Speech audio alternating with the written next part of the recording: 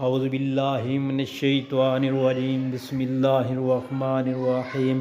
السلام علیکم پیارے بہن بھائیوں، نبی پاک صلی اللہ علیہ وآلہ وسلم نے ارشاد فرمایا، جو حق پر ہونے کے باوجود جھگڑا نہیں کرتا، میں اس کے لیے اعلیٰ جنت میں گھر کا ضامن ہوں۔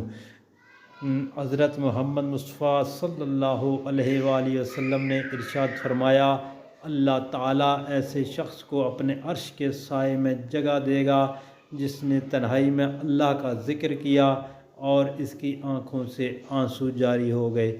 دوستو، اللہ پاک سے استغفار کرتے رہنا چاہیے اور بہت زیادہ کرنا چاہیے۔ نبی پاک صلی اللہ علیہ وآلہ وسلم نے ارشاد پاک فرمایا، لوگوں، ایک وقت آنے والا ہے جب لوگ نیکی پر شرمندہ اور گناہ پر فخر محسوس کریں گے۔ دوستو، آج کے حالات دیکھ لیں۔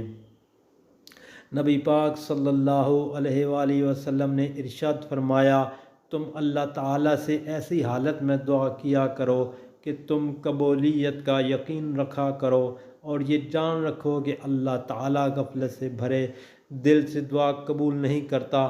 دوستو، اللہ پاک سے امید رکھ کے دعا کرنی چاہیے، مایوس نہیں ہونا چاہیے۔ نبی پاک صلی اللہ علیہ وآلہ وسلم نے ارشاد فرمایا، مومن کی نیت اس کے عمل سے بہتر ہوتی ہے۔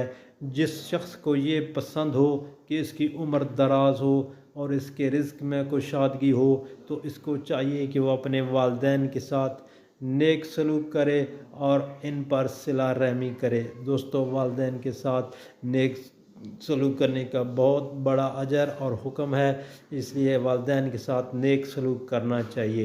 نبی پاک صلی اللہ علیہ وآلہ وسلم نے ارشاد فرمایا، قیامت کے دن میرے نزدیک ترین وہ لوگ ہوں گے جو مجھ پر کثرت سے درود شریف بھیجتے تھے اور سلام میں پہل کرنے والا تکبر سے خالی ہے۔ نبی پاک صلی اللہ علیہ وآلہ وسلم نے ارشاد فرمایا، تم میں سے بہتر وہ ہے جس کی وجہ سے لوگوں کو زیادہ فائدہ پہنچے۔ دوستو، لوگوں کی مشکلات حل کرنے کی کوشش کیا کریں۔ نبی پاک صلی اللہ علیہ وآلہ وسلم نے ارشاد فرمایا، قیامت کے دن اللہ تعالیٰ 3 آدمیوں کو دیکھے گا بھی نہیں۔ نمبر 1، والدین کا نافرمان۔ نمبر 2، مستقل شراب پینے والا۔ نمبر 3، احسان جتانے والا۔ دوستو، یہ بہت بڑے گناہ ہیں، اس سے بچنا چاہیے۔ نبی پاک صلی اللہ علیہ وآلہ وسلم نے ارشاد فرمایا، 3 آدمیوں کی دعا رد نہیں ہوتی۔ نمبر 1، عادل حکمران، عدل و انصاف کرنے والا حاکم۔ نمبر 2، روزہ دار، حتیٰ کہ وہ روزہ افطار کر لے۔ نمبر 3، مظلوم کی دعا۔ دوستو، نبی پاک صلی اللہ علیہ وسلم کے یہ فرمان آپ سے گزارش ہے، آگے گھر والوں، دوستوں، عزیز و اکارم میں شیئر کریں۔ اللہ پاک آپ پر رحم فرمائے۔